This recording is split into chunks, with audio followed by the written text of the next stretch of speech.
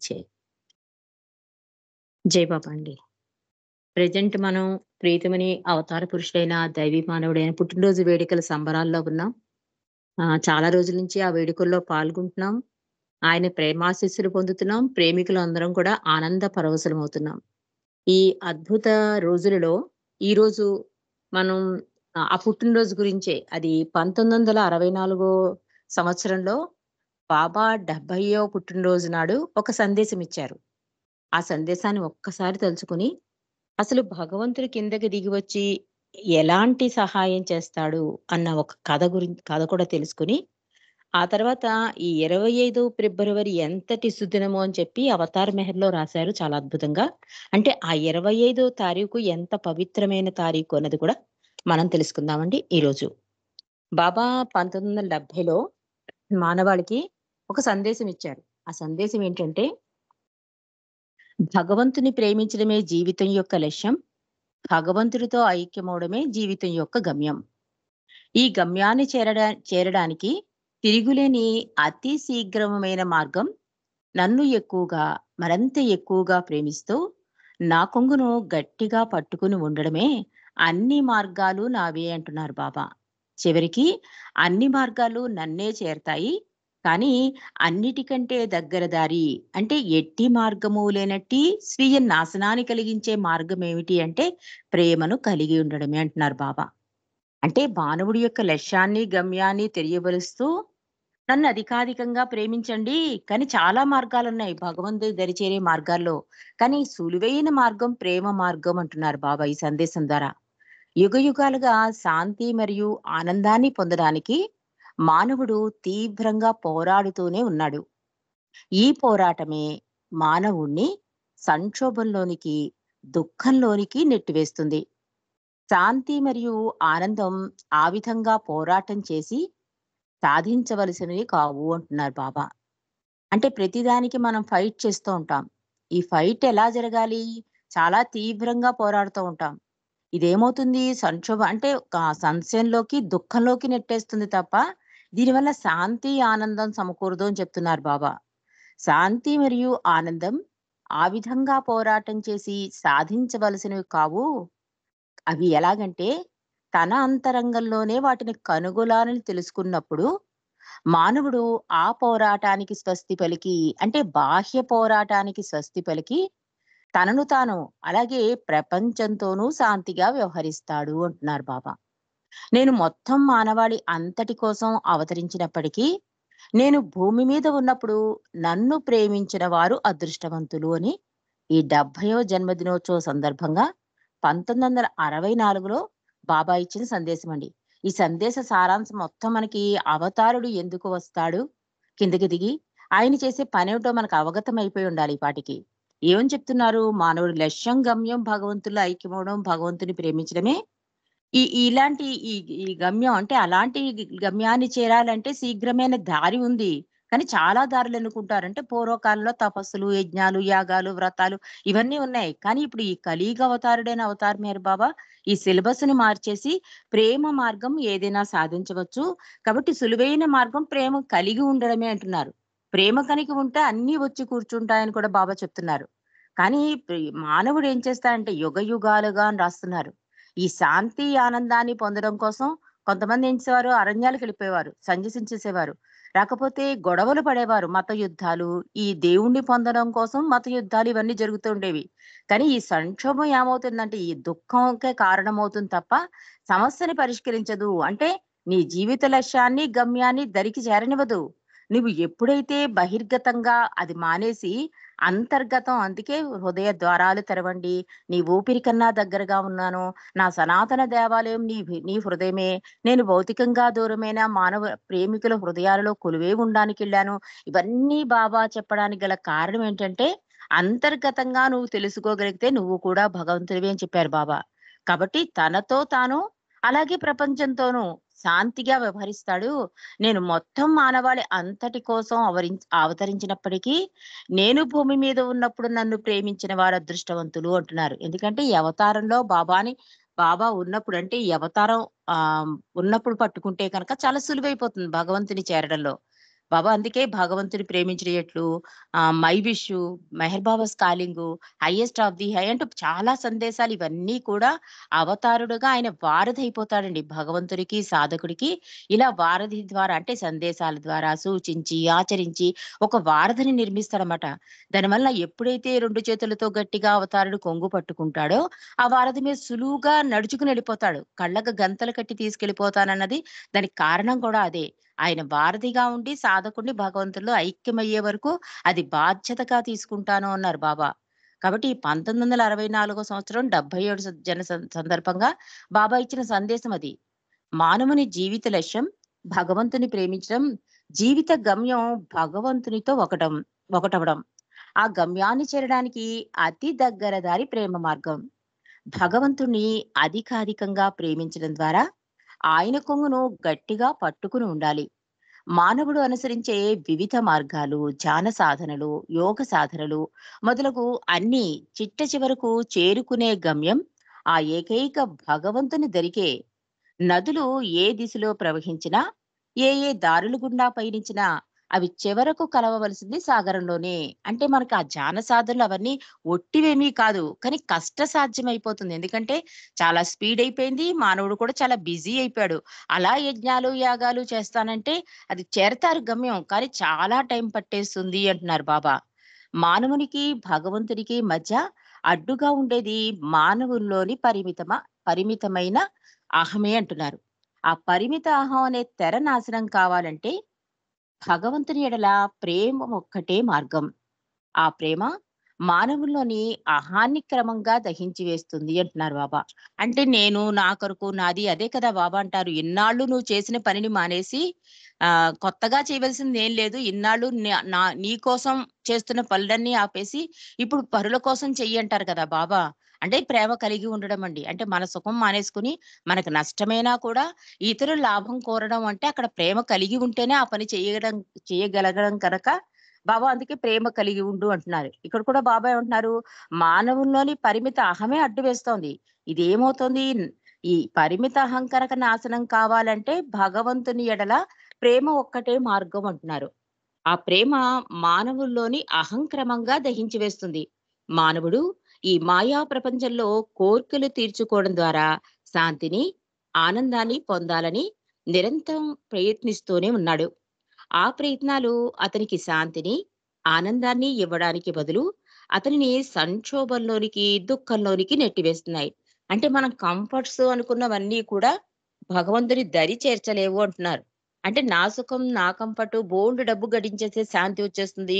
అంటే మంచి పొజిషన్‌లోకెళ్ళిపోతే ఆనందం ఉంటుంది. ఇలాంటి వాటి మీద అనుకుంటున్నారు. అది అది ఆనందం కలుగుతుందనుకుంటున్నారు. అది దుఃఖానికే కారణమవుతుంది అని చెప్తున్నారు.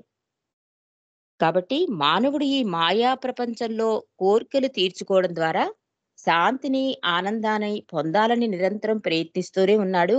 అంటే ఆ జీవిత లక్ష్యాన్ని, గమ్యాన్ని మరిచిపోతున్నాడు.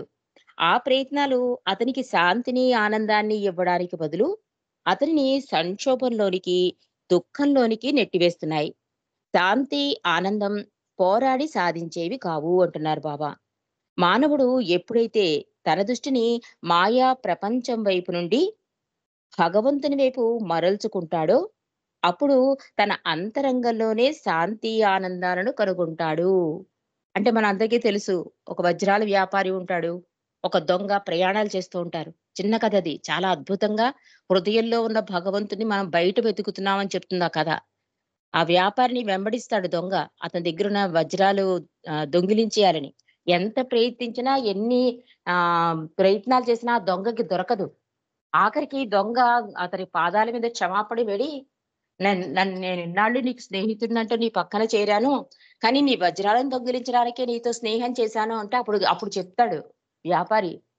ఇన్నాళ్ళు కూడా నా సంచులే వెతికావు. నీ సంచులు వెతుక్కోలేదు. అది ప్రతి మానవుడి నైజం. ఎవరు కూడా వాళ్ళని వాళ్ళు ఆహ్, బేరీజు వేసుకోలేరు. ఎందుకంటే వాళ్ళలో వాళ్ళదే న్యాయం అనుకుంటారు. కాబట్టి నువ్వు అలా నీ సంచిని వెతకవని నాకు తెలుసు కనుక, ఈ వజ్రాలని కూడా నా వజ్రాలని కూడా నీ సంచిలో వేసేసేవాడిని రాత్రి. పొద్దున్న లేచి ఆ వజ్రాలు తీసుకొని నేను వ్యాపారం చేసేసుకున్నాను. అందువల్ల నువ్వు కనిపెట్టలేకపోయావు అంటారు. ఇది బాబా చెప్పిన కదండీ. అంటే హృదయంలో ఉన్న భగవంతుని మనం కనుక్కోం. బయట వెతుకుతాం. బాహ్య ఈ ఆడంబరాల కోసం చూస్తాం. అంటే ఎంత పెద్ద దండ వేశాం, ఎంత పెద్ద హారతిచ్చాం, ప్రసాదాలు పెట్టాం. ఇవి బాహ్యంగా కానీ, ఇవి ఏ ఏ నా ఈటి కోసం రాలేదని కూడా బాబా చెప్తారు. కాబట్టి ఇక్కడ ఏం చెప్తున్నారంటే బాబా, ఎప్పుడైతే తన దృష్టిని మాయా ప్రపంచం వైపు నుండి భగవంతుని వైపు మరల్చుకుంటాడో, అప్పుడు తన అంతరంగంలోనే శాంతి, ఆనందాలను కనుగొంటాడు. శాంతి, ఆనందం అంటే ఏంటండి? భగవంతుడే. భగవంతుడే సత్యం, భగవంతుడే నిత్యం, భగవంతుడే ప్రేమ. కాబట్టి ఎప్పుడైతే ఈ లోపలున్న ఈ ఆనందాన్ని, శాంతిని కనుగొంటావో అంటే భగవంతుని కనుక్కోవడం అన్నమాట. భగవంతుని దరికి నేరుగా చేరే మార్గాలలో అతి దగ్గర దారి, త్వరితంగా చేరగలిగే దారి అవతారుని ద్వారా లభిస్తుంది. ఇందాక మనం చెప్పుకున్నాం కదా! అవతారుడు వారధి అవుతాడని. అలాగా ఎప్పుడైతే నువ్వు అవతారాన్ని 2 చేతులతో పట్టుకుంటావో, భగవంతుని దశ తిరుగుతావో, ఈ ప్రేమ మార్గాన్ని పట్టుకుంటావో, అది త్వరితం చేస్తుంది భగవంతుని దరి చేరడానికి. అలా ఉపయోగపడతాడు అవతారుడు అని చెప్తున్నారు బాబా. ఆయన అనంత చైతన్యంతో ఒకటై ఒకటై ఉన్నవాడు. ఆయన తనలో అనంత శక్తి, అవగాహనకు అందని జ్ఞానం, చెప్పనలవి కాని ఆనందం మరియు శాశ్వత అస్తిత్వం కలిగి ఉండి, పరిపూర్ణ వైభవాన్ని బహిర్గతం చేస్తాడు. అవతారుని ద్వారా లభించే ఆ రాజమార్గం కొంతమంది అదృష్టవంతులకే లభిస్తుంది. ఎవరైతే అచంచలమైన విశ్వాసం మరియు సంపూర్ణ సర్వార్పణ భావంతో అవతారుని ఆశ్రయిస్తారో వారిని ఆ అదృష్టం వరిస్తుంది అని బాబా ఈ సందేశం ద్వారా చెప్పి వివరణిచ్చారు. కాబట్టి ఇక్కడ బాబా ఏం చెప్తున్నారంటే, గత జన్మలలో మనకు అవతారునితో గల సంబంధం కారణంగానే మనం ఈ జన్మలో మన ప్రీతమ మెహర్ బాబాని అవతారునిగా గుర్తించి విశ్వసించి ప్రేమిస్తున్నాం. ఎందుకంటే బాబా ఆల్రెడీ మనని ప్రేమించాడు. ఆ ప్రేమ బీజాన్ని మన హృదయంలో నాటేశాడు. అది వృక్షంగా మారాలంటే మీ ప్రయత్నమే అంటారు బాబా కూడా. కాబట్టి ఇలా భగవంతుడు మనని ప్రేమించాడు, ప్రేమికులుగా మనం హోదా ఇచ్చాడు అంటే మనమేం చేయాలి అంటే ఆయనపై పూర్తిగా ఆధారపడి జీవించాలి. అంటే ఇంకా ఎందుకు, ఏమిటి అని ప్రశ్న ఉండకూడదనమాట. ఆయన బిడ్డల మీద ఆయన ఎప్పుడూ కూడా బాధ్యతగానే ఉన్నాడు. కానీ ఆయన దశ తిరగకపోవడం వల్ల, ఆయన పాదాల దగ్గర ఈ బలహీనతల్ని అప్పగించకపోవడం వల్ల, ఆయన కర్తవ్యానికి మనం అడ్డు తగులుతున్నాం. ఈ అడ్డు తగలడం వల్ల పాపం ఆయన చెయ్యాలనుకున్న కర్తవ్యాన్ని మనం చేయనివ్వకుండా చేస్తున్నాం. కాబట్టి బాబా అందుకే మూడో ప్రార్థనలో కూడా 2 చేతులతో గట్టిగా అధికాధికంగా అని చెప్పింది అందుకే. ఎందుకంటే ఎప్పుడూ కూడా మానవుడు మాయకే మమైకమైపోతూ ఉంటాడు. ఒక్క సెకను కూడా భగవంతుని మీద దృష్టి నిలపడం కష్టమైపోతోంది ఈ మాయా ప్రపంచంలో. మన అదృష్ట భాగ్యం ఏంటంటే కొన్ని గంటలైనా ఈ బాబా అవును. భగవంతునితో గడిపే క్షణాలను వరప్రసాదాలుగా ఇచ్చాడు ఈ ఆన్‌లైన్ స్కైపుల ద్వారా. దానివల్ల ఈ ఈ క్షణాలనైనా మనం అపూర్వంగా వాడుకుంటున్నాం కూడా. చాలా మటుకు అటువైపు అడుగులు వేయడానికి కూడా మనం ఇంపార్టెన్స్ ఇస్తున్నాం. ఎందుకంటే బాబా ఈ విషయంలో ఏం చెప్పారు? బాబా ఆ విషయంలో ఏం చెప్పారు? బాబాకి ఏది సంతోషం? బాబాని ఇంకా ఎంతగా ప్రేమించాలి? ఈ కొత్త పాట నేర్చుకుని ఎంత బాగా ప్రెజెంట్ చేయాలి? ఇంకా బాబా గురించి ఈ సబ్జెక్ట్‌లో ఇంకొంచెం లోతులకెళ్తే ఎలా ఇలాగా ప్రయత్నాలు చేస్తున్నాం కనుక ప్రేమికులుగా అది కూడా బాబా ఆశీస్సులేనండి. కాబట్టి అటువైపు అడుగులు వేస్తున్నాం గనక ఈ ప్రయత్నాన్ని ఇంకొంచెం గట్టిగా అంటే 2 చేతులతో గట్టిగా పట్టుకోమన్నారు కనుక బాబా అంటే ఇక విశ్వాసం, దృఢ సంకల్పం ఉండిపోవాలన్నమాట ప్రేమికుల్లో. ఇందులో ఏమాత్రం చలించకూడదు. అంటే ఏదైనా జరిగినా కూడా కలత చెందకుండా ప్రభువు అండ నాకుందనే విశ్వాసంతో మనం మన జీవితాన్ని ముందుకు తీసుకెళ్ళాలి. కాబట్టి ఇంత అద్భుతమైన సందేశం బాబా 70వ పుట్టినరోజు నాడు ఇచ్చారు. అసలు భగవంతుడు అనంత శక్తిమంతుడు కదా! సర్వవ్యాపి కదా! మనం ప్రార్థనలు చేస్తూ ఉంటాం. భగవంతుడు అనంత శక్తిమంతుడు, సర్వవ్యాపి అని. అంటే అలాగే సంబోధిస్తాం, స్తుతిస్తాం. అంటే పూర్వం అష్టోత్తర సహస్రనామాల్లో కూడా ఈ భావనే ఉందండి. మనకది అర్థం కాక మనం స్తోత్రాల కింద చదివేసేవాళ్ళం. అదృష్ట భాగ్యం దైవీ మానవుడిగా ప్రభువొచ్చి ఇంత సరళం చేశాడు కనుక, ఈ ప్రార్థన కూడా యూనివర్సల్ ప్రార్థనగా బాబాయే అందులో పాల్గొని మనకిచ్చాడు గనక, మనకి ఆ ప్రార్థన యొక్క స్వభావం అంటే అర్థమవుతోంది. కొంచెం ఇంకా గట్టిగా పట్టుకోవాలమాట. సర్వాంతర్యామి అంటే ఆ పదం పలికిన వెంటనే ప్రభు సర్వాంతర్యామి అంటే అంతటా నిండి ఉండేవాడు భగవంతుడొక్కడే అనే అర్థం మనకి స్ఫురించేయాలి వెంటనే. సర్వరక్షకుడు అంటే నేను ఏ ఆపదలో ఉన్నా, నేను ఎక్కడ ఉన్నా, భగవంతుడు ఎక్కడ ఉన్నా, నేను హృదయపూర్తిగా పిలిస్తే సర్వరక్షకుడైన నా అవతార్ మెహర్ బాబా నన్ను రక్షిస్తాడు అనే విశ్వాసం. ఇవన్నీ కూడా ప్రతి పదంలో గట్టి విశ్వాసం, నమ్మకం మనకు కలిగి ఉండాలి. కాబట్టి బాబా ఈ భగవంతుడు అసలు ఎందుకు ప్రతిసారి కిందకి దిగి వస్తాడు? అవతారుడిగా వచ్చి చేసే పని ఏంటి? అంటే ఆయన ఎందుకు అలా కిందకి దిగి రావాలి? ఎందుకంటే సర్వశక్తిమంతుడు, సర్వాంతర్యామి అన్న భగవంతుడు నిరాకార రూపంలోనే మనకు సహాయం చేయొచ్చు. ఎందుకిలా మానవుడుగా, సాకారుడుగా కిందకి దిగి వచ్చి, మానవుల కన్నా అమితమైన బాధలు పడుతూ, యాక్సిడెంట్లు, నవజీవనాలు, కాలినడక పర్యటనలు, ఉపవాసాలు, ఏకాంతవాసాలు, అధికాధికంగా మౌనం. ఇన్ని బాధలు పడవలసిన అవసరం ఏమిటి అంటే, దీనికొక చక్కని కథండి. ఇది బాబా చెప్పిన కథ. అదేంటంటే, ఒక మొగలాయి చక్రవర్తి మనందరికీ తెలిసిన కథే. ఒక్కసారి మళ్ళీ తలుచుకుందాం. ఎందుకంటే, ఈ ఈ ఈ విధానంలో ఈ భగవంతుడు చెప్పిన ఈ కథకి మనం ఎందుకు పట్టుకోవాలి, భగవంతుడు ఏం చేస్తాడో అవగతమైపోతుంది. చిన్న చిన్న కథలే మనకెంతో అర్థాన్ని స్ఫురణకు తీసుకొస్తాయి. కాబట్టి ఈ కథని ఒక్కసారి తలుచుకుందాం. ఒక మొగలాయి చక్రవర్తి ఉంటాడు. అతనికొక హిందూ మంత్రి ఉంటాడనమాట. అతనేంటంటే వాళ్ళ దేవుడే గొప్పవాడు. మొగలాయి చక్రవర్తి కంటే అల్లా ఒక్కడే గొప్పవాడు. ఇంకెవ్వరు దేవుళ్ళు కాదు అనే ఇదిలో ఉంటాడు. ఈ హిందూ మంత్రి అంటే చాలా ఇష్టం. అన్ని విషయాల్లోనూ మంత్రిని ఒప్పుకుంటాడు గానీ, ఒక భగవంతుడి విషయానికొచ్చేసరి మాత్రం కొంచెం ఎద్దేవా చేస్తూ ఉంటాడు. మీ భగవంతుడు, మా భగవంతుడు అంటూ ఉంటాడు. ఒకసారి చక్రవర్తి అంటాడు, "మీరు మీ దేవుణ్ణి సర్వశక్తిమంతుడు అంటారు కదా!" అన్నాడు చక్రవర్తి మంత్రిని. మంత్రంటాడు, "నిజమే ప్రభూ! కానీ మీ దేవుడు, మా దేవుడు అని ఇద్దరు లేరు ప్రభూ! ఇద్దరూ ఒక్కటే" అన్నాడు మంత్రి. "మీరు అలాగే అంటారు నాకు తెలుసు. మేము కూడా అల్లా ఒక్కడే నమ్ముతాం. కానీ మా అల్లా ఎంత శక్తివంతుడంటే, తన సంతానాన్ని రక్షించుకునేందుకు గాని, మేలు కొలిపేందుకు గాని, భూమి మీదకి దిగి రావాల్సిన పని లేదు మా అల్లాకు.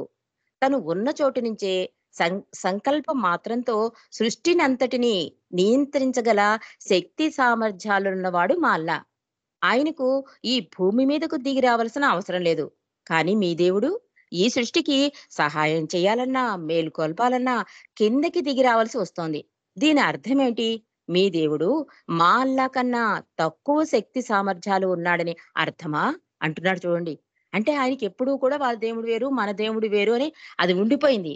పైగా ఏమంటున్నాడు? మా దేవుడు హాయిగా ఆకాశంలో ఆ నిరాకార రూపంలోనే హెల్ప్ చేసేస్తాడు. మేమిలా ప్రార్థించేసరికి ఆయన స్వయంగా వచ్చి, దిగివచ్చి చెయ్యక్కర్లేదు. ఎందుకంటే అక్కడి నుంచే రక్షించేస్తాడు. అక్కడి నుంచే సహాయం అందించేస్తాడు. అక్కడి నుంచే మేలుకొల్పేస్తాడు. మా భగవంతుడు అంత శక్తివంతుడు. కానీ మీ భగవంతుడు మాటి మాటికి కిందకి దిగుతాడు. అంటే కిందకి దిగితే గాని మానవులకు హెల్ప్ చేయలేడా? అంటే మీ భగవంతుడి కన్నా మా భగవంతుడికి శక్తి సామర్థ్యాలున్నాయి అన్నాడు చక్రవర్తి మంత్రితో. మంత్రి అంటాడు, "కాదు మహాప్రభో! ఈ విషయంలో మీరు పొరబడుతున్నారు" అన్నాడు మంత్రి. "అటువంటప్పుడు ఈ భూమి మీదికి మా దేవుడు ఎందుకు ఎన్నడూ దిగిరాడు. మీరంటున్నట్లు దేవుడు ఒక్కడే అయితే ఆయన ఈ భూమి మీదకు దిగి రావడానికి కారణమేమిటి?" వెంటనే హిందూ మంత్రి ఏమంటున్నాడు, "కాదు కాదు ప్రభూ" అనేసరికి మధ్యలోనే అడ్డొచ్చేసాడు చక్రవర్తి. "నువ్వు నాతో వాదించకు. నిజంగా దేవుడు శక్తివంతుడైతే ఎందుకు కిందకి దిగి రావాలి? అలా దిగి వస్తే గాని సహాయం చేయనివాడు దేవుడెలా అవుతాడు? అసలు కారణమేమిటి నాకు చెప్పు" అని అడిగాడు చక్రవర్తి. "ప్రభూ, మీ ప్రశ్న చాలా క్లిష్టమైనది. ఎందుకంటే ప్రతీదీ మనం వెంటనే కొన్ని కొన్ని ప్రశ్నలకి సమాధానం వెంటనే చెప్తే అవగతం కాదండి. అనుభూతి కలిగితే గాని ఏ మానవుడికి అర్థం కాదు. ఒక తలనొప్పే ఉంది నాగేశ్వరరావు గారు ఎప్పుడు చెప్తారు. నాకు తలనొప్పొచ్చింది" అని అంటూ ఉంటారు కదా! ఒకడు అడుగుతాడు, ఏంట్రా తలనొప్పి అంటున్నావు? అసలు ఎలా ఉంటుంది తలనొప్పి? అంటే ఎప్పుడూ తలనొప్పి రానివాడు తలనొప్పి వచ్చిన వాడిని అడుగుతాడు. అంటే వాడు చెప్తాడు, "నరాలు నొప్పెడతాయిరా, ఇక్కడ లాగుతుంది." ఎంత చెప్పినా తలనొప్పి రాని వాడికి అర్థం కాదు. పుస్తకాలు చదివేస్తాడు. దాని డాక్టర్‌లని అడిగేస్తాడు. కానీ వాడికి అర్థం కాదు. అసలు ఈ తలనొప్పి గురించి నాకు అర్థం కావట్లేదు అని ఆలోచించి వాడికే తలనొప్పొచ్చేస్తుంది. అప్పుడు అర్థమవుతుంది వాడికి. ఓహో! తలనొప్పంటే ఈ తల దగ్గర, ఈ నొసలి దగ్గర నరాలు లాగుతాయి. అప్పుడు ఓ జెండు బామో, డాక్టర్ మందో వేసుకోవాలి. అప్పుడు వాడికి అనుభూతి అవుతుంది. అలాగే ఈ చక్రవర్తి అడిగిన ప్రశ్నకి మంత్రి వెంటనే సమాధానం చెప్పలేదండి. చాలా తెలివైన మంత్రి. వాడంటాడు, ప్రభూ, ఇది చాలా క్లిష్టమైన ప్రశ్న. సమాధానం చెప్పడానికి నాకు కొంత సమయం కావాలి. కాబట్టి కొన్ని రోజులు నేను ఈ సమాధానం చెప్పడం కోసం సెలవు తీసుకుంటాను" అన్నాడు మంత్రి చక్రవర్తితో. అలాగే ఎంత విరామం కావాలంటే అంత విరామం తీసుకుని, తిరిగి వచ్చేటప్పుడు మాత్రం తృప్తికరమైన సమాధానంతో తిరిగి రా. మీ దేవుడి గురించి, మా దేవుడి గురించి నువ్వు చెబుతున్న విషయాలకు సంబంధించిన సాక్ష్యాధారాలు చూపించు అన్నాడు చక్రవర్తి. చూడండి ఇక్కడ కూడా ఇంకా మీ దేవుడు, మా దేవుడే. ఆయన ఆ భావన పోవట్లేదు. ఆ భావన పోవాలంటే గాఢంగా నాటుకున్న భావన. అది ఎంత గమ్మున పోదు. కాబట్టి ఒక చర్య ద్వారా ఇతనికి పాఠం చెప్దామని మంత్రి కొన్ని రోజులు సెలవడగడం. దీనికేమో చక్రవర్తి ఏమని చెప్తున్నాడంటే, దీనికి కారణాలు, సాక్ష్యాధారాలతో నాకు చెప్పడానికి నీకు టైమ్ ఇస్తాను. ఎంత టైం కావాలంటే అంత టైం తీసుకో అన్నాడు చక్రవర్తి. మంత్రి కొన్ని రోజులు విశ్రాంతి తీసుకున్నాడు. ఆ తర్వాత రాజ్యసభకు వచ్చాడు మంత్రి. దీర్ఘ విరామం తర్వాత ఒకరినొకరు చూసుకుని చక్రవర్తి, మంత్రి ఇద్దరూ సంతోషించారు. చక్రవర్తి ప్రశ్నకు వెంటనే సమాధానం చెప్పకుండా రాజు పరివారంతో అందరూ నౌకా విహారం చేస్తే బాగుంటుందని సూచించాడు మంత్రి. అంటే వెంటనే వచ్చిన వెంటనే చెప్పమన్నాడు కదా! అందుకని ఆ మాట దాటేస్తూ మంత్రి అన్నట్ట, మనందరం కలిసి కొన్నాళ్ళు నౌకా విహారం చేద్దాం చక్రవర్తితో అడుగుతాడు ప్రభు అని. అంటే ఎన్నోళ్ళో అయిపోయింది మంత్రిని చూసి. మంత్రి అంటే చాలా ఇష్టం. ఒక్క ఆ దేవుడి విషయంలో తప్ప మిగిలిన అన్ని విషయాలు మంత్రి అంటే ఇష్టం గనక, చాలా రోజుల తర్వాత మంత్రిని చూసాడు కనుక, ఆ ఆనందంలో మంత్రి అడిగిన ఈ నౌకా విహారానికి యాక్సెప్ట్ చేస్తాడు చక్రవర్తి. పోన్లే కొన్నాళ్ళు మంత్రితో సరదాగా గడపొచ్చు కదా అని. చక్రవర్తికి తన మంత్రి అంటే ఎంతో గౌరవం, అభిమానం. చాలా రోజుల తర్వాత మంత్రిని కలుసుకున్నందుకు సంతోషించాడు చక్రవర్తి. అతనితో పాటు కొంత సమయం నౌకా విహారం చేస్తే తనకు ఉపశమనంగా ఉంటుందని తలచి వెంటనే ఒప్పుకున్నాడు రాజు. మంత్రి నౌకా విహారికి తగిన సన్నాహాలు చేశాడు. పరివారమందరికీ పనులు పురమాయించాడు. పడవలు సిద్ధం చేశాడు. చక్రవర్తి కుమారుడైన యువరాజు వచ్చేందుకు కూడా ఒక ప్రత్యేక పడవ సిద్ధం చేయించాడు మంత్రి. మంది మార్బలంతో అందరూ విహారానికి బయలుదేరారు. వాతావరణం ఉల్లాసభరితంగా ఉంది. ఆ ఆనంద సమయంలో ఉన్నట్టుండి ఆందోళన, అరుపులు వినిపించాయి. యువరాజు పడవ మించి నదిలో పడిపోయాడు అని ఎవరో గట్టిగా అరిచారు. ఎప్పుడైతే మంత్రి ఈ కోరిక కోరాడో చక్రవర్తి కూడా చాలా హ్యాపీ. ఎందుకంటే రిలాక్సేషన్ కదా విహారయాత్ర అంటే. అందుకని ఒప్పుకున్నాడు. రాజు తలుచుకుంటే ఎంతసేపు గబగబా పడవలను ఏర్పాటు చేయడం, ఈ విహారానికి ఏర్పాటు అన్ని నిమిషాల్లో జరిగిపోయాట. అందరూ చక్కగా బయలుదేరారు. కానీ ఈ పడవలు బయలుదేరుతున్నప్పుడు ఒక ప్రత్యేక పడవలో చక్రవర్తి కొడుకైన అతన్ని కూడా ఒక ప్రత్యేక పడవలో తీసుకెళ్తారు. సరే కొంత దూరం వెళ్తారు. ఆనందం ఎంతో బావుంటుంది వాతావరణం. ఈలోగా ఒక పడవలోంచి కొంతమంది భటులు ఎవరో అరుస్తారు. యువరాజు పడవలోంచి నీటిలో పడిపోయాడు, నీటిలో పడిపోయాడు అంటే చక్రవర్తి తన ఆసనం నుండి గభాలని దిగి, అంటే ఆ పడవలో కుర్చీలో కూర్చుంటాడు కదా! అందులోంచి గభాలని దిగి కుమారుడిని రక్షించడానికి పరుగు పెడతాడు. అంటే ఉద్యుక్తుడవుతాడు.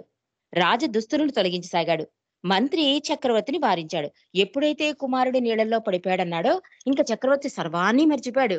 తను రాజునని గాని, చక్రవర్తిని గాని, తన చుట్టూ భటులున్నారని గాని అన్నీ మర్చిపోయి నీటిలో దూకాలనే యా ఆతృతతో ఈ బట్టలన్నీ విప్పేస్తున్నట్ట. అంటే ఇవన్నీ అడ్డొస్తాయి కదా! ఈ నగలు ఇవన్నీ కూడా. ఈలోగా మంత్రి వారిస్తున్నాడు. రాజా, మీరెందుకు వెళ్తారు? చూడండి ఎందరో పరివారం ఉన్నారో, చాలా మంది యువరాజు కోసం నీటిలో దూకి వెళుతున్నారు కూడా. మీరు స్వయంగా నదిలోకి దూకి వెతకవలసిన పని లేదు అని ఆపు చేశాడు మంత్రి. మంత్రి చెప్తున్నాడు, రాజా మీరెందుకు వెళ్ళడం? మీరసలు ఆలోచించటం లేదు. మీ చుట్టూ బోలెడు మంది బలగం ఉంది. మీరే స్వయంగా నీటిలోకి దూకక్కర్లేదు. మీ పరివారం అంతా అప్పుడే ఆల్రెడీ దూకేసి వెతికేస్తున్నారు కూడా. మీరు ఈ ప్రయత్నాన్ని విరమించుకోండి అన్నాడు మంత్రి. అప్పుడు రాజంటాడు, అయ్యో మంత్రి, మీకు తెలీదు, నా కుమారుడు నీట మునగకుండా నేను స్వయంగా రక్షించుకోవాలి అని చెబుతూ చక్రవర్తి నదిలోకి దూకేశాడు. అంటే మంత్రి చెప్తున్నా, భటులు దూకేస్తున్నా, ఎదురుగుండా కనిపిస్తున్నా కూడా చక్రవర్తికి అయోమయం అయిపోయింది. ప్రపంచం శూన్యమైపోయింది. కొడుకు నీటిలో పడిపోయాడు. ఇదొక్కటే అతని మైండ్‌లో ఉంది. అతను చెప్తున్నాడు, అదేమీ కాదు, నా కొడుకుని నేనే రక్షించుకోవాలి, నేనే రక్షించుకోవాలనే ఆ ప్రేమతో ఏం చేస్తాడు, ఆ నదిలో దూకేస్తాడు. తీరా నదిలో దూకాకండి ఆ చక్రవర్తికి ఈత రాదు. మునిగిపోతూ ఉంటాడు. చక్రవర్తిని రక్షిద్దామని మంత్రి దూకేస్తాడు.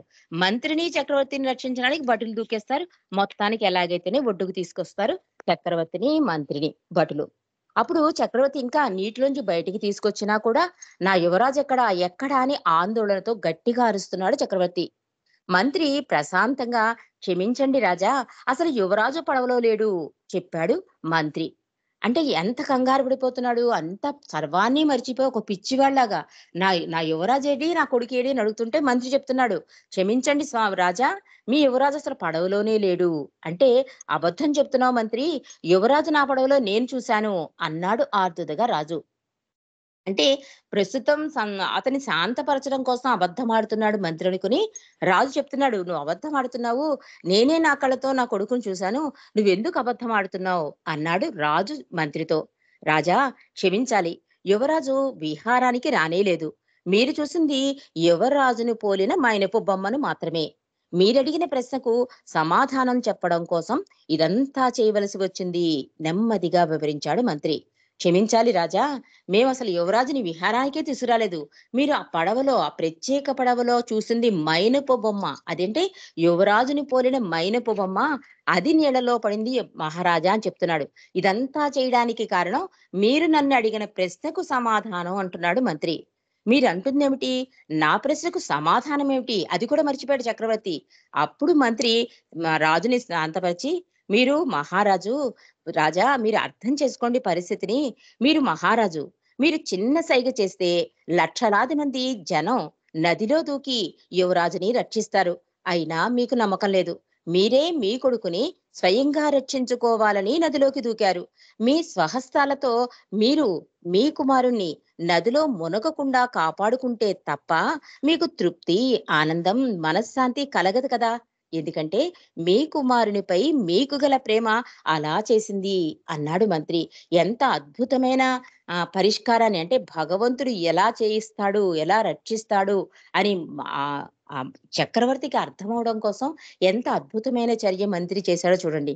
కాబట్టి తన వద్ద ఎంతమంది సేవకులు, బలగం ఉన్నా చక్రవర్తి తన కొడుకును రక్షించడానికి నీటిలో తానే స్వయంగా ఎందుకు దూకినట్లు అంటే, ఇక్కడ మంత్రి చెప్తున్నాడు, "రాజా మీరు కంగారు పడకండి. మీకు ఇంతమంది బలగం ఉన్నా కూడా వాళ్ళ మీద మీకు నమ్మకం లేదు.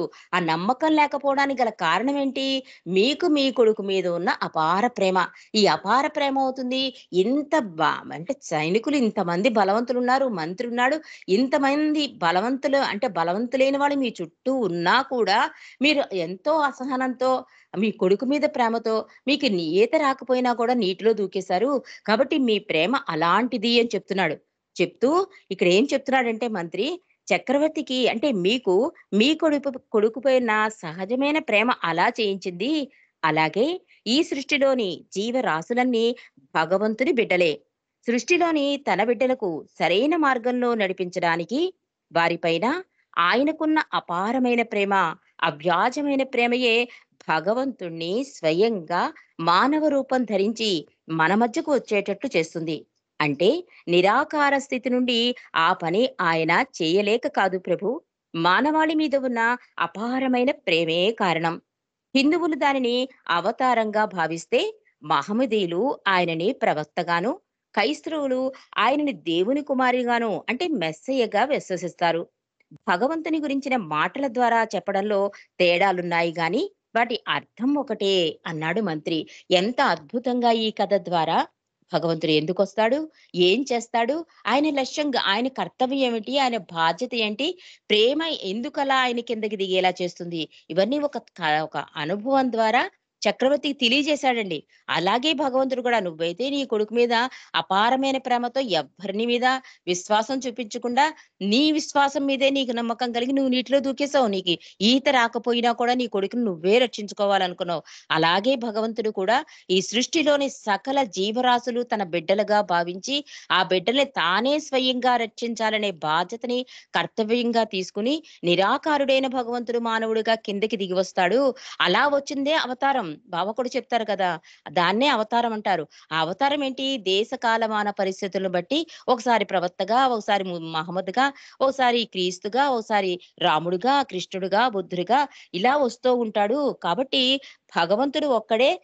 చెప్పడంలో తేడా ఉంది అంటున్నారు. ఆ చెప్పడంలో తేడా ఉంది అంటూ, కానీ అర్థం ఒకటే. భగవంతుడు ఒక్కడే.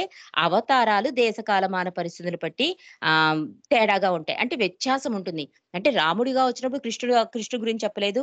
కృష్ణుడిగా వచ్చినప్పుడు బుద్ధుడి గురించి చెప్పలేదు. అంటే ఆ దేశంలో ఏది ఇస్తే మానవుడు అందుకుంటాడో, అంటే రామావతారంలో ధర్మం గురించి చెప్పాడండి. కృష్ణావతారంలో జీవిత సారాన్ని చెప్పాడు. అలాగే ఇప్పుడు అవతారంలో, ఈ అవతారంలో ప్రేమ తప్ప ఇంకేం చెప్పినా మానవుడు బుర్రకెక్కదు. అందుకే బాబా నేను మేలుకొలుపుడికే వచ్చాను కానీ బోధించుటకు రాలేదు అన్నది కూడా అందుకే.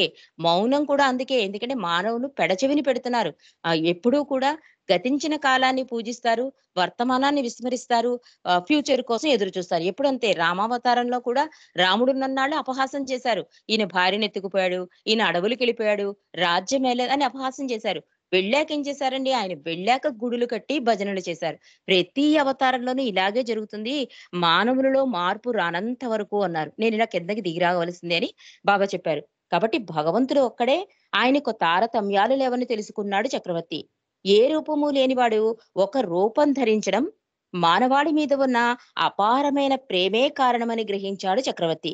కాబట్టి ఈ యుగంలో మానవ రూపంలో అవతారుడుగా వచ్చిన దైవీ మానవుడైన మెహర్ బాబా జన్మదిన వేడుకలు కూడా మనం ఎందుకు జరుపుకుంటామంటే ఆయనకి కృతజ్ఞతలు చెప్పడం కోసమండి. ఒక అమరతిథి చేసుకున్నా, మౌనం చేసినా ఆయన చేయమన్నది కనుక. ఇలాగా పుట్టినరోజు వేడుకలు. ఈ పుట్టినరోజు వేడుకలు కూడా ఆయన సాన్నిధ్యంలో ఉన్నంత సేపు మనం ఆ వేడుకల సంబరాల్లో మునిగిపోవడం కాదు. ఆయన సాన్నిధ్యంలో ఏం పొందుతున్నాం? ఆయన మనకేం అందివ్వాలని చూస్తున్నాడు?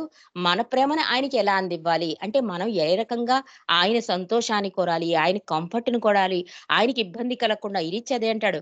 నాకు అవమానం జరిగినా పర్వాలేదు, నా ప్రభువుకి అవమానం జరగకూడదు అంటాడు ఇరిచ్చి. అలా మన ప్రవర్తన వల్ల గాని, మాటల వల్ల గాని, చర్యల వల్ల గాని ప్రభువుని ఇబ్బంది పెట్టకుండే విధంగా పుట్టినరోజు వేడుకలన్నది ప్రేమమయంగా జరుపుకునేలా చెయ్యాలని బాబా అన్నారు. అలాగే మనం చేసుకుంటున్నాం గూడా. ఇంకొంచెం ముందుకు వేసి అధికాధికంగా ఆయన ప్రేమిస్తూ, ఆయన సంతోషాన్నే కోరుకుంటూ ఈ పుట్టినరోజు వేడుకలు మరింత వైభవంగా జరుపుకుందాం ప్రభువు ఆశీస్సులతో. అవతార్ మెహర్ బాబా కీ జై. జై బాబా అండి. పనికేశ్వర గారు. జై బాబా అండి రజని గారు. 70వ పుట్టినరోజు 1964లో వచ్చినటువంటి బాబా పుట్టినరోజు ఇచ్చిన సందేశం, దాని గురించి వివరించి అన్ని విషయాలు కూడా కూలంకషంగా చెప్పడం జరిగింది. ఈ పుట్టినరోజు ఎందుకు జరుగుతుందో కూడా చెప్పడం జరిగింది. భగవంతుడిని ప్రేమించడమే కేవలం ఒక లక్ష్యం. ఆ లక్ష్యం నెరవేర్తేనే అదే గమ్యం. ఆ పుట్టినరోజు సందర్భంగా ఇచ్చినటువంటి ఆ సందేశం యొక్క సారాంశం. అయితే ఆయన అందరంతరంగానూ ఉన్నాడు, అందరిలోనూ ఉన్నాడు. కానీ ఆయన మనం గుర్తించడం కష్టం. దేవుని కోసం ఎన్నో చేస్తూ ఉంటాం, కానీ అసలు పదార్థం ప్రేమే అనే విషయాన్ని గ్రహించలేము.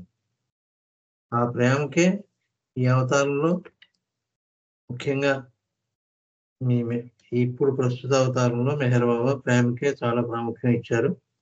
అదే అన్నిటికంటే కూడా దగ్గర దారి అని చెప్పారు.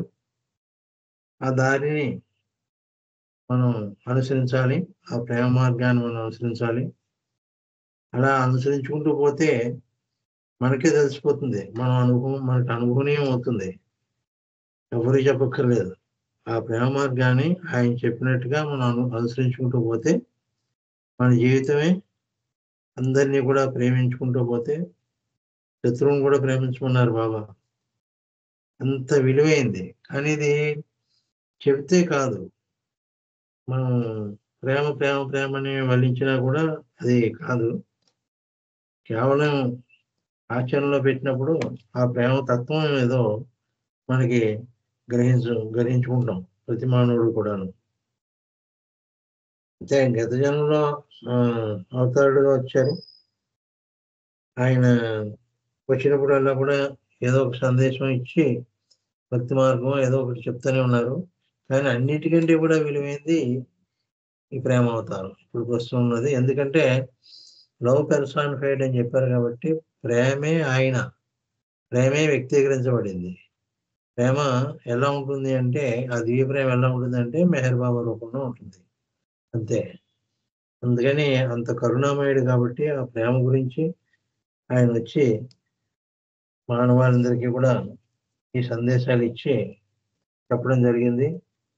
అలాగే ఇప్పుడు ఆ కథ ఒకటి చెప్పారు కదా, చాలా ఇంపార్టెంట్ కదా అది. భగవంతుడు ఒక్కడే అనేటువంటి సందేశాన్ని ఆ మంత్రి ఆయనకి తెలియజేయడం కోసం ఆ మహారాజు యొక్క కొడుకునే ఆ నదిలో పడిపోయినట్టుగా ఏదో ఒక మైన బొమ్మను తయారు చేసి దాంట్లో పడేసి ఆ విధంగా ఆయన మేలుకొలుపు కలిగించి భగవంతుడు ఒక్కడే. ఎందుకంటే భగవంతుడు ఎందుకు దిగి రావాలి, ఎందుకు వచ్చాడు అంటే మరి అది తెలియజేయాలి. మా దేవుడు దిగిరాడు, అక్కడి నుంచి అన్ని చేసేస్తాడు అని ఆయన పట్టుకున్నాడు. ఆ మహమ్మద్ మొఘల్ చక్రవర్తి. అంటే ఆయన దిగు రావడం అనేది ఎలా ఉంటుంది అంటే అది సుస్పష్టంగా మనం కాబట్టి మన అవతరణ అంటే దిగొస్తాడని చెబుతున్నాం. కానీ వాళ్ళకి అలా లేదు. అసలు రూపం ధరించి భగవంతుడు ఉండడు. వాళ్ళకి అందుకనే మహమ్మద్ ప్రవక్త ఒక రూపాన్ని ధరించారు తప్ప అల్లా అంటే రూపం లేదు. ఆ రూపం లేని అల్లా మరి రూపం వచ్చాడు అంటే నమ్మరు వాళ్ళు. అది నిరూపించడం కోసం అంత పని చేయవలసి వచ్చింది మా మంత్రి.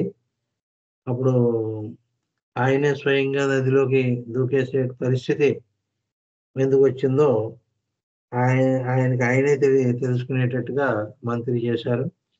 ఆ విధంగా ఏంటంటే కనువిప్పు ఆయన కలిగించారు. ఆ విధంగానే మనం ఎన్ని చెప్పుకున్నా కూడా ఇవన్నీ ఏమిటంటే నిజంగా భగవంతుడు కావాలి, భగవంతుడే కావాలి అనే వాళ్ళకి ఇవన్నీ కూడా మెహర్బాబా ఇచ్చినటువంటి సందేశాలన్నీ కూడా అప్పుడు వంట పడతాయి. నిజంగా భగవంతుడు కావాలి అని నిజంగా ఆకలేస్తుంటే అప్పుడు ఆహారం యొక్క రుచి తెలుస్తుంది. కడుపు నిండిన వాడికి అన్నం పెడితే వాడికి ఎక్కసంగా ఉంటుంది. నిజంగా ఆకలేసి వాడికి కరకర ఆకలేస్తుంటే అన్నం కావాలి 3 రోజులు నడుస్తుంటే వాడికి పంచభక్షపరాణాలు అక్కర్లేదు. ఏదో ఏమిస్తే అది తినేస్తాడు. అలాంటి పరిస్థితి రావాలి మనకు కూడా. భగవంతుడు అనేటువంటి ఆకలి మనలో పుట్టాలి. ఆ భగవంతుడు కావాలి అనేటువంటి ఆ జిజ్ఞాస, ఆ తపన మనకు ఉన్నట్లయితే ఇప్పుడు రజని గారు చెప్పినటువంటి విషయాలన్నీ కూడా అందరికీ అవసరమైపోతాయి. ఆటోమేటిక్‌గా అవసరమైపోతాయి. ఇప్పుడు చెప్పిన విషయాలన్నీ కూడా. హృదయంలో ఉన్న భగవంతుడు మనం చూడాలి మనం. ఆ భగవంతుడిని ఎలా చూస్తాం? ఆయన ఎలా వస్తాడు అంటే మనకి భగవంతుడు కావాలి అనుకుంటే చూస్తాం. భగవంతుడు ఏదో ఏటీఎం బ్యాంక్‌లో భగవంతుడిని వాడుకుందాం, మన కోరికలు తీరిపోతే చాలు. ఇప్పుడు ఇక్కడ ఈ మనం చేసేదేముంది, మనకు ఆనందంగా ఉండాలి, సౌఖ్యంగా ఉండాలి, మన పిల్లలు, మన కుటుంబం అనేటువంటి ధ్యాసే తప్ప అసలు ఈ ఆత్మ పరమాత్మలో చేరాలి అనేటువంటి ఆ ఆత్మతత్వం ఏదైతే ఉందో ఈ ఆత్మతత్వమే పరమాత్మ తత్వం అని చెప్పి గ్రహించుకునేటువంటి ఆ స్థితికి, ఆ స్థాయికి ఎదగగలగాలి. అందుకనే అవతారుడు వచ్చినప్పుడల్లా కూడా అదే చెప్తాడనమాట. అది మనమేమో గ్రహించుకోం. ఆయన వచ్చి వెళ్ళిపోయిన తర్వాత ఆయన వెంటబడతాం. నా కొంగుని పట్టుకోండి, గట్టిగా పట్టుకోండి. Hold fast my arm with both hands. 2 చేతులతోటి గట్టిగా పట్టుకోండి. ఐయామ్ స్లిప్పరీ, నేను జారిపోతాను. ఇన్ని ఎందుకు చెప్పవలసి వచ్చింది ఆయనకి? ఆయన ఎందుకు చెప్పాలి? ఎందుకు చెప్పాలంటే మనం అంత అజ్ఞానంలో ఉన్నాం కాబట్టి చెప్పవలసి వచ్చింది. చదువుకుంటాడు, ఏదో ఆకతాయి చదివేస్తారు 5వ తరగతి దాకాను. సబ్జెక్ట్ లేకపోతే వాడు నిలబడలేడు. అందుకని పునాది గట్టిగా ఉండాలి. పునాది గట్టిగా ఉండడం కోసం ఆ టీచరు అన్నీ చెప్తాడు. గ్రామర్ చెప్పాలి, ఎలా సెంటెన్స్ కన్స్ట్రక్షన్ చెప్పాలి, అన్నీ చెప్పాలి. ఇవన్నీ చెప్తే వాడప్పుడు వాడికే అర్థమైపోతుంది. ఓహో! చదువు ఎంత విలువైందా అని చెప్పేసి 10th క్లాస్ వరకు చెప్తే చాలు. ఇంక అక్కడి నుంచి వాడు ఇంటర్మీడియేట్ రాత్రింబవళ్ళు కూర్చొని చదివేసి ఏమైనా సరే ఎంసెట్ సీట్ తెచ్చుకోవాలి, లేదా ఐఐటీ వాటి తపన. ఆ తపన పేరే ఇంకెవరు అడగక్కర్లేదు, వాళ్ళు తల్లిదండ్రులు చెప్పక్కర్లేదు, చదువుకోరా పుస్తకం తీయరా చెప్పక్కర్లే. ఆ విధమైనటువంటి తర్ఫీదు అంటారు. ఆ విధమైన తర్ఫీదు మనకి ఎప్పుడు వస్తుంది అంటే అవతారుడు వచ్చినప్పుడు వస్తుంది. అవతారుడు కాలం అందుకనే స్ప్రింగ్ టైడ్ ఆఫ్ క్రియేషన్ అన్నారు. ఆయన కాలం ఈ సృష్టికే వసంతం అన్నారు. అందుకనే ఆయన మన మధ్య ఉన్నాడు. అందుకని చెప్పేసి అందరి ఆత్మలు కూడా ఎంతో కొంత మేరకు ముందుకే వెళ్తాయి కానీ ఆగిపోదు. పురోభివృద్ధి లేకుండా ఉండదు అవతార కాలంలో. అందుకని అవతారుడు యొక్క విలువ అది. అందుకనే ఈ జన్మదినోత్సవాల్లో ఆయన అన్ని సందేశాలు ఇచ్చారు. అన్ని సందేశాలు ఇచ్చి మానవాళిని మేలుకొలిపారు. ఇంక మరి మన బాధ్యతే ఉంది. ఆయన బాధ్యత అయిపోయింది కానీ ఆయన నా పని 100% నెరవేరిందని కూడా ఆయన చెప్పారు. ఆ నెరవేరడం ఏమిటంటే మన హృదయాలు పరిపక్వత చెందడమే ఆయన వచ్చిన పని నెరవేరడం. అందుకని మనందరం కూడా తప్పకుండా ప్రయత్నిద్దామండి. ఈ జన్మదినాల్లో అందరూ కూడా చాలా బిజీగానే ఉన్నారు. అన్ని సెంటర్ వాళ్ళు కూడా, అన్ని కేంద్రం వాళ్ళు కూడా ఇంకా బాగా చేసుకోవాలి తపనతోటి వీళ్ళు ఊరుతున్నారు. అందుకని ఆయన యొక్క ప్రేమని అందరం కూడా పంచుకుందామండి. జై బాబా. ఇప్పుడు మళ్ళీ సంకీర్తన కార్యక్రమంలోకి వెళ్దాం.